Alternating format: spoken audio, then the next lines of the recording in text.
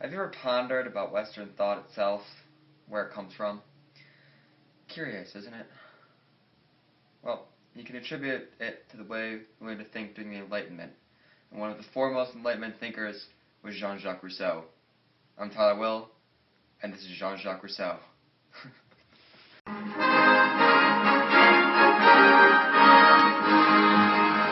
What would it be like to be a philosopher with enduring thoughts, a renowned author, a mildly successful composer, and God's gift to women all in one? Just as Jean-Jacques Rousseau. Born on June 28, 1712, in Geneva, Switzerland, Rousseau is one of the most established Enlightenment thinkers. First, we have some quick points to make about his life. Rousseau's religious beliefs fell in the middle of three different religions: Calvinism, Catholicism, and Deism. The thinker lived in Geneva for most of his life and France for most of the rest, making a living by becoming something a little bit more than friends with upper-class women and then using their money to survive. But enough about his life. Now to the more important analysis of Rousseau's thoughts.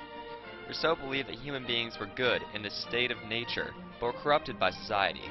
Plenty of his beliefs concern natural inequality in society, which Rousseau detailed in his book On the Origins of Inequality. It's actually a pretty weird book, analyzing 5 stages of man from just above orangutans to the kind of life monarchs were living. He argued that society's advancement is actually detrimental to people's well-being. Many of his advancements also came in political thought. Rousseau's political thoughts were described in The Social Contract, which you saw me looking at in the introduction. His beliefs can be summarized by saying that people should make the laws according to the general will of the common person, and that the government's job is to implement and enforce this general will. He believed that direct democracy was the only valid form of government. Yet another sphere of life Rousseau contributed to is and was education. Rousseau proposed a very specific way of educating every child using a private tutor and working in educational stages, which would later become grades and separate elementary school from high school. Many of Rousseau's effects on modern society come indirectly, through other people. There are several parallels between the thought of the subsequent thinker Immanuel Kant and Rousseau, as well as some parallels between political scientist Karl Marx and Rousseau, minus the whole communist democratic thing.